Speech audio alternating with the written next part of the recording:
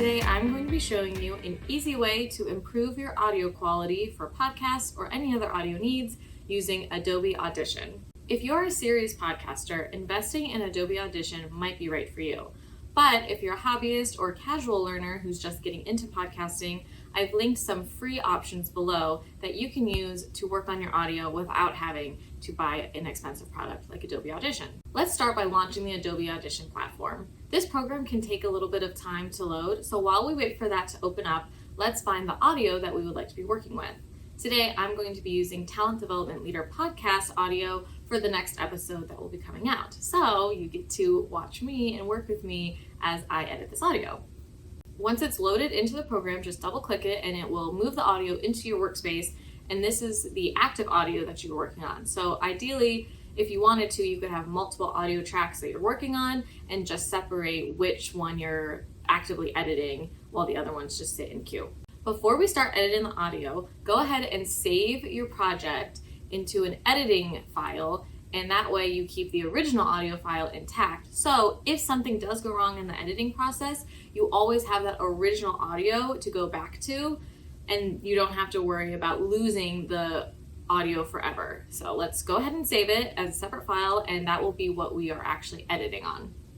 Then we'll go into our effects rack, which is on the left-hand side over here, and we will start by clicking the arrow, and that will open up the different options that we can select. The first effect we're going to add is Denoise. This is going to remove any consistent background noises and sounds, such as humming of a computer. Once you select your effect, you can just exit out of the pop-up box, and you should see that your effect has been put into that effects rack on the side. There's no need to hit save or select any OK button. All you have to do is exit out and it should be there. The second effect is going to be hard limiter. So click that arrow again and we're going to find hard limiter, and we're going to start with a light. So this is the light hard limiter. This will cut off any extreme peaks in our audio and increase the overall loudness of our track while also stopping the audio from exceeding a set maximum amplitude. So our third effect that we're going to add is actually hard limiter again. So we're going to repeat those steps, but this time we're going to select the medium setting.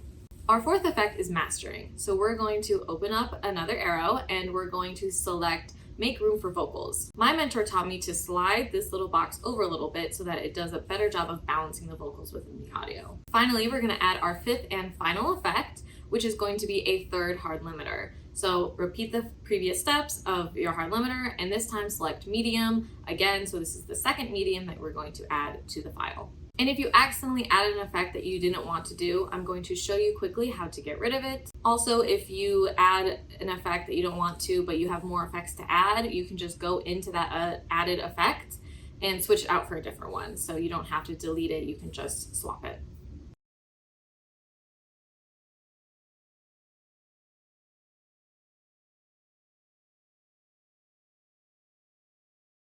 So those are our 5 effects, and now we have to apply them to our audio. At the bottom of the effects rack, you will see a little button that says apply to entire audio. Simply click that button and boom, your audio is now ready for you to edit. You can see the shift in the audio and how it's become a little bit more concise and packaged nicely, and there aren't any extreme peaks or maybe background noises have been eliminated. If you really want to hear the difference, you can play your original audio compared with your new effects added audio and just notice the slight differences that really go a long way with improving audio quality. These are the 5 effects that I use on audio before editing because it helps reduce unnecessary background sound, cut off any extreme volume levels, and gives the entire file one cohesive sound. This technique is good for podcasting, voiceovers, or any kind of master tracking.